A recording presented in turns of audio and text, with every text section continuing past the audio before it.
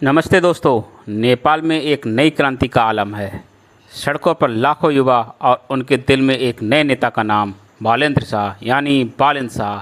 काठमांडू के मेयर, एक रैपर, एक इंजीनियर और अब शायद नेपाल के अगले प्राइम मिनिस्टर। क्या सच में बालेन शाह ले सकते हैं केपी ओपी के बाद प्राइम मिनिस्टर की कमांड? आज के इस वीडियो में बात करेंगे नेपाल के इस नए पॉलिटिकल स्टार्स की और देखेंगे क्या वो देश का भविष्य बदल सकते हैं। नेपाल आजकल एक बड़े संकट से गुजर रहा है। सोशल मीडिया बैन के खिलाफ शुरू हुआ युवाओं का आंदोलन अब एक बड़े पॉलिटिकल मूवमेंट में बदल चुका है। 9 सितंबर 2025 को prime minister KP Sharma Oli ने अपना इस्तीफा दे दिया।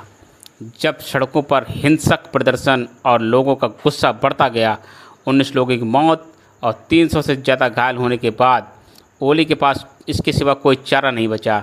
लेकिन सवाल अब ये है, नेपाल की राजनीति का अगला चैप्टर कौन लिखेगा?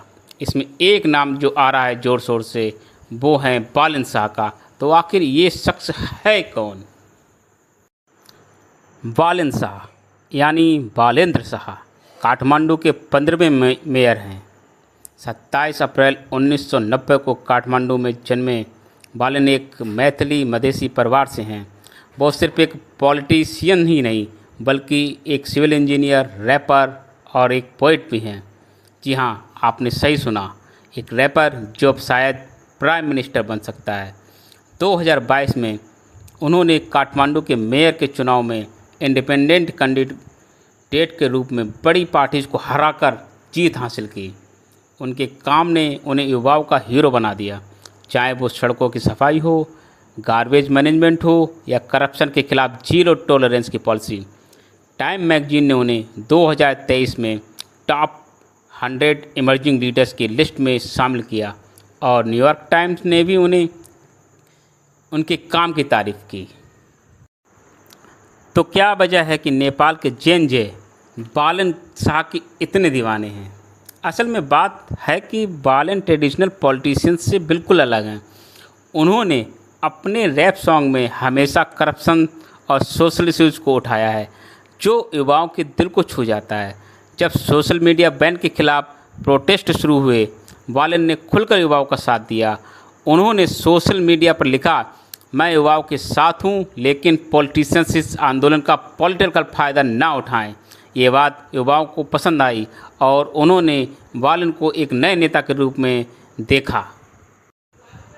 लेकिन क्या बालेन शाह सच में नेपाल के अगले प्राइम मिनिस्टर बन सकते हैं? देखिए, युवाओं का सपोर्ट तो उनके साथ है, लेकिन नेपाल की राजनीति इतनी सिंपल नहीं।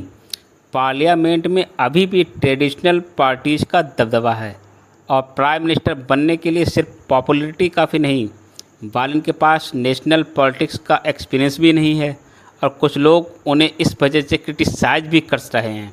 दूसरी तरफ नेपाली कांग्रेस के सीनियर लीडर शेखर कोइराला भी रेस में हैं और एक नए नाम के साथ former home minister Rabi Lamichhane का भी जिक्र हो रहा है। लेकिन बालेन के फेवर में एक बात है, वो युवाओं की उम्मीद हैं और नेपाल की नई पीढ़ी पुराने लीडर से तंग आ चुकी है। क्या ये नई एनर्जी बालेन को प्राइम मिनिस्टर की कुर्सी तक ले जा पाएगी? बालेन शाह के लिए रास्ता आसान नहीं है। नेपाल सरकार उन पर प्रोटेस्ट में हिंसा को बढ़ावा देने का आरोप लगा रही है, जबकि युवा उन्हें अपना हीरो मानते हैं।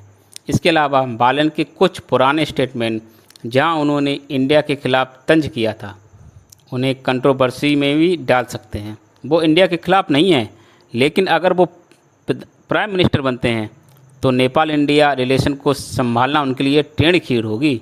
एक बड़ा चैलेंज हो सकता है। क्या बालेन अपनी यूथफुल एनर्जी और पब्लिक सपोर्ट के साथ इस चैलेंज को पार कर पाएंगे? तो दोस्तों, नेपाल एक नए दौर के दौराहे पर खड़ा है।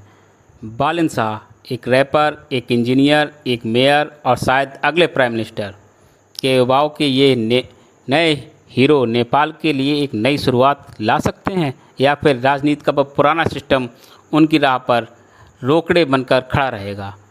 आपकी क्या राय है? कमेंट में ज़रूर बताएं। क्या बालेन शाह बनेंगे नेपाल के अगले प्राइम मिनिस्टर?